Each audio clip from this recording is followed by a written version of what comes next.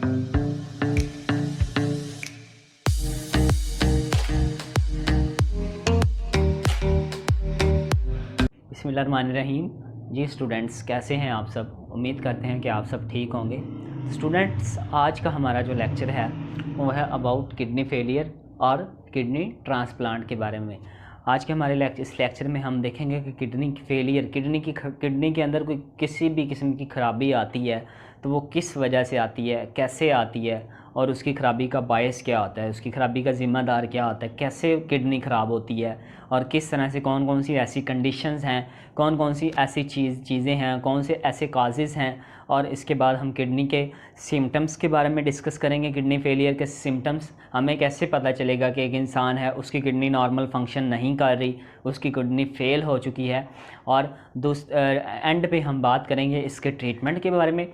तो आइए सबसे पहले हम देखते हैं कि किडनी फेलियर की जो डेफिनेशन वो क्या होती है। तो किडनी फेलियर के अंदर सबसे पहले कंप्लीट और पार्शियल फेलियर, मुकम्मल तौर पे या पार्शियल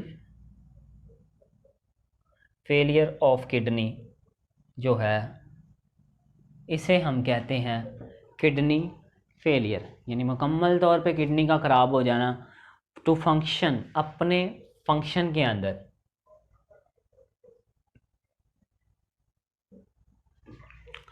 मुकम्मल तौर पे या आर्जी तौर पे कुछ देर के लिए अपने फंक्शन के अंदर किडनी का ख़राब होना और इस तरह से बार बार ये सिचुएशन आते रहना, तो इसको हम बोलते हैं किडनी फेलियर। किडनी फेलियर के जो काजेज़ हैं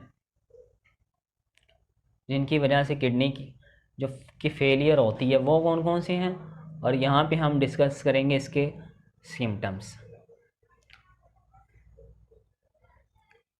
तो सबसे पहले देखते हैं, सबसे पहला काज किडनी के फेल होने का वो है diabetes mellitus.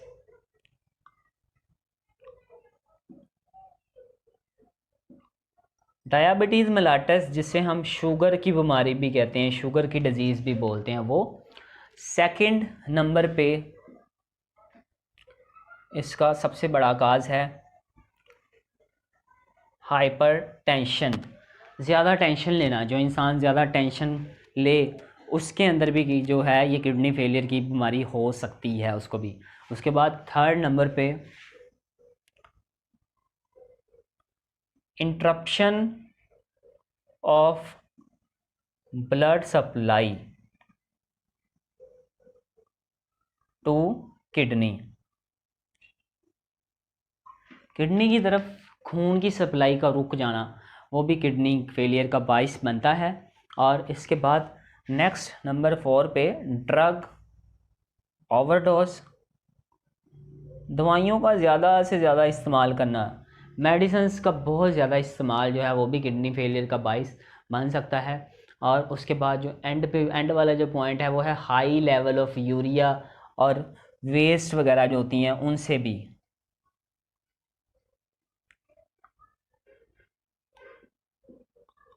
High level of urea plus waste in blood, खून के अंदर कुछ वेस्ट मटेरियल्स, खून की जो वेस्ट होती हैं उनके ज़रिए से जो है ये इसके काजेज़ हैं जिन इनके ज़रिए से किडनी क्या होती है, फेल हो सकती है। अब हम बात करेंगे इसके सिम्टम्स के बारे में। सिम्टम्स, इलामतें, हमें कैसे पता चलेगा कि स्टूडेंट्स आपकी किडनी फेल हो चुकी है। तो सबसे पहले नंबर पे आपको वॉमिटिंग का एहसास होगा।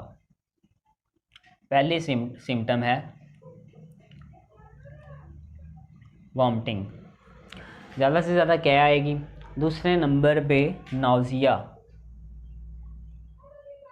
नौजिया का मीन होता है बहुत ज़्यादा घबराहट होना, बेचैनी होना, ठीक है। और थर्ड नंबर पे वेट लॉस, वज़न में कमी से महसूस होगी, काफ़ी ज़्यादा जो है इंसान अपने आप को हल्का हल्का महसूस करेगा। और ब्लड इन यूरिन, और यूरिन में क्या आएगा, ब्लड, यूरिन वाला ब्लड। नंबर 5 पे स्वेलिंग इन लेग्स, टांगों वाले हिस्से में शदीद स्वेलिंग हो जाएगी फेस में, चेहरे पे भी, एंड फीट और पाँव वाले हिस्से जो होते हैं वहाँ पे भी बहुत ज़्यादा स्वेलिंग हो जाएगी, जिससे हमें पता चलेगा। एंड नंबर 6 पे जो सिम्टम आपकी बुक में मेंशन्ड है वो है शॉर्टनेस इन ब्रीथ। इस बीमारी में सांस लेने में बहुत ज़्यादा दुश्वारी महसूस होगी। अब हम देखते हैं इसके ट्रीटमेंट के बारे में बात करें कि क्या किसी इंसान की किडनी फेल हो जाए तो क्या उसका ट्रीटमेंट मुमकिन है। तो जी हाँ स्टूडेंट्स, 2 तरीक़ों से उसका किडनी का जो ट्रीटमेंट है वो मुमकिन है। और जो पहला मेथड है वो है किडनी ट्रांसप्लांट, और जो दूसरा मेथड होता है वो है डायलिसिस। डायलिसिस के बारे में हम इससे नेक्स्ट लेक्चर के अंदर, नेक्स्ट वीडियो के अंदर बात करेंगे डिटेल से कि डायलिसिस क्या होता है। ये आपका पेपर के हवाले से लॉन्ग क्वेश्चन है। तो अभी हम बात करेंगे इसका जो पहला मेथड है वो है किडनी ट्रांसप्लांट के बारे में। किडनी ट्रांसप्लांट क्या है, बारे में किडनी ट्रांसप्लांट क्या होता है। पहला मेथड है ये किडनी ट्रांसप्लांट। अगर आफ्टर डायलिसिस बार बार एक इंसान, एक पेशेंट डायलिसिस करवाई जा रहा है और डायलिसिस बार बार फेल हो रही है, तो मतलब डायलिसिस से कोई भी फ़र्क नहीं पड़ रहा उस इंसान को, तो उसके बाद वाली जो आफ्टर डायलिसिस के बाद जो एंड स्टेज है उसे हम बोलते हैं kidney transplant. Dialysis to end stage जो ट्रीटमेंट होता है इसका किडनी फेलियर का, उससे हम बोलते हैं किडनी ट्रांसप्लांट। अब इस मेथड के अंदर क्या करते हैं, ये एक ऐसा सिंपल सा मेथड है जिसके अंदर क्या होता है कि किडनी को रिप्लेस करते हैं। It is a replacement of patient damage kidney with a donor healthy kidney. एक पेशेंट्स की डैमेज किडनी है अगर, तो उसको रिप्लेस करेंगे एक दूसरे इंसान की, हेल्दी पर्सन जो होता है उसकी हेल्दी किडनी के साथ। इस प्रोसेस को बोलते हैं कि इसको रिप्लेस करते हैं, इस प्रोसेस को हम कहते हैं students kidney transplant. Kidney transplant करवाने से पहले कुछ बातों का ख्याल रखना बहुत ज़्यादा ज़रूरी होता है। नंबर 1 पे वो बात जो बहुत ज़्यादा ज़रूरी है वो है कि किसी भी डिजीज़ या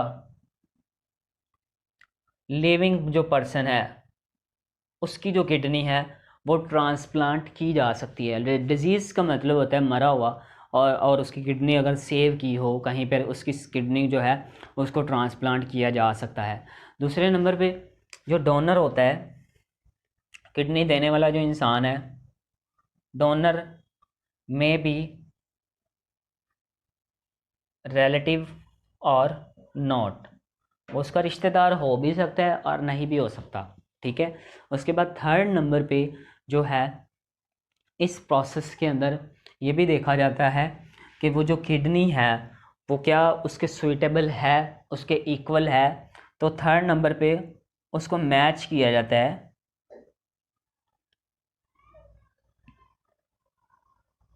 matchable kidney through tissues. Tissue protein check किए जाते हैं जो कि उसका प्रोसेस है मेन। तो इसके प्रोसेस में देखते हैं कि किस तरह से एक इंसान की किडनी को ट्रांसप्लांट किया जाता है। तो सबसे पहले जो टिश्यू प्रोटीन होते हैं डोनर के और पेशेंट के टिश्यू प्रोटीन्स को आपस में मैच किया जाता है।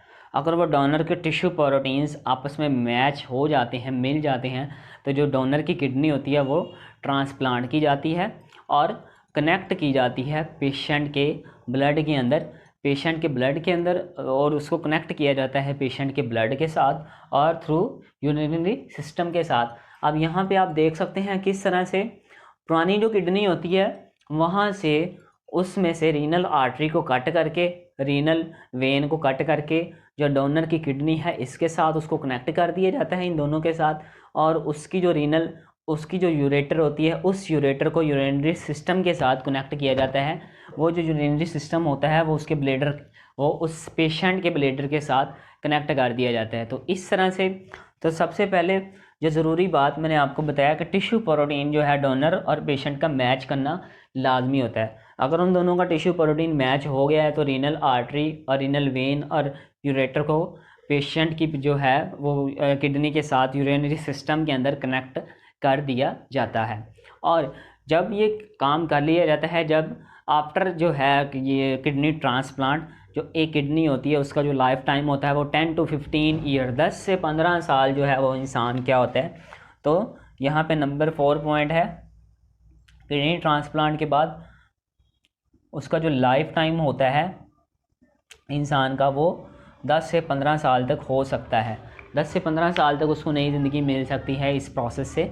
और इसके बाद अगर ट्रांसप्लांट फॉर एग्ज़ाम्पल खुदा ना खास्ता अगर ट्रांसप्लांट फेल हो जाए तो उस पेशेंट को दोबारा किडनी ट्रांसप्लांट दिया जाता है, दोबारा फिर वो उसकी किडनी ट्रांसप्लांट की जा सकती है दूसरी दफ़ा।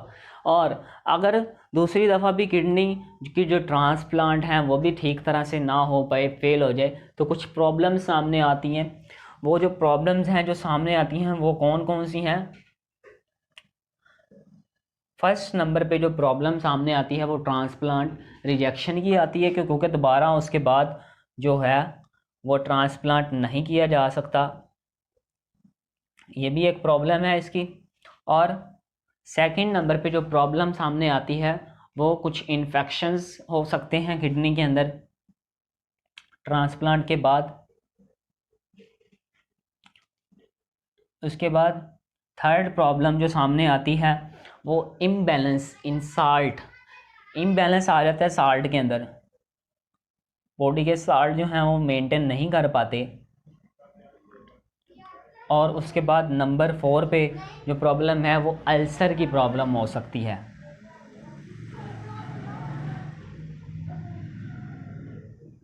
तो इस तरह से ये सारी प्रॉब्लम जो हैं वो सामने आती हैं और उस इंसान के अंदर जो है कि किडनी ट्रांसप्लांट फिर दोबारा पॉसिबल नहीं होता।